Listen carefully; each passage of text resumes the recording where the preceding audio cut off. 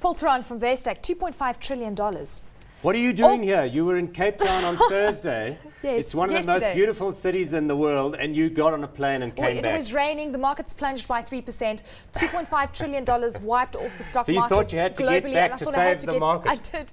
And I did kind of save it because we were only down 1.5% today. Exactly. Good job. So we were opening looking totally shocking. Yeah. But I mean, it's been a very bad week for the bears, for the bulls rather. You know, optimists all over taking heavy beating because, you know, everybody was saying this time last week that all we needed was for the debt ceiling thing to go away and then that's we could what rally. You were saying, absolutely. So now, what is that about? You know, we had exactly the reverse reaction. And the funny thing is, people, when asked, what is going on? What is going on? What is this all about? The best excuse I was able to see was that the Smurfs had rang the bell on the stock exchange on the day before it fell 1,000 points. I mean, because all of this economic stuff's been there. All of this stuff has been there all along. We knew the economy was looking a little bit anemic. So you think why do we have to sell off? Those Smurfs, man. They should have stayed at home. No, I mean, they're talking about the ISM number. We had a better than expected ADP. We had, remember, the initial jobless claims last week looking good. Unemployment at 9.1%. But thank heavens this afternoon's non-farm payrolls number was a beat. And not only that, they revised the previous months up a bit. And the percentage unemployment number was a little bit better. So we saw a little bit of a bounce. We're not in the green, but we'll see how it trades. You're forgetting one thing. Yes. Discouraged workers.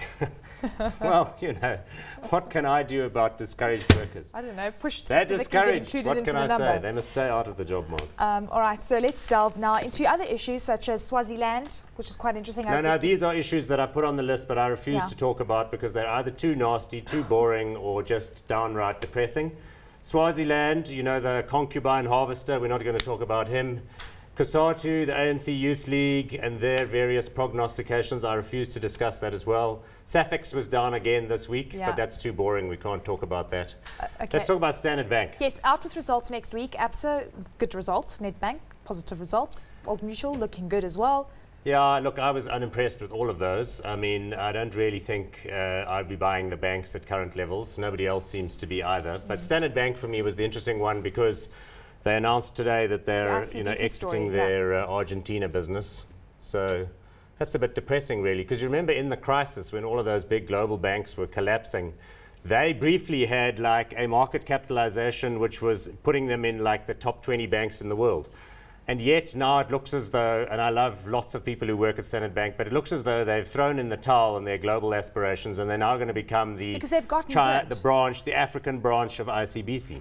Okay, so you think it's a mistake? They shouldn't be selling that 80% stake? Yeah, I think it's a matter of time before the CEO is replaced with someone with a name like you-know-who. You-know-who, he's related to the Chinese premier. So Craig Martin, whom I interviewed yesterday on Closing Bell, tweets me and says it's the most gorgeous day in Cape Town today, and we've had months of sunshine. What a shame. He came on the worst day of the year.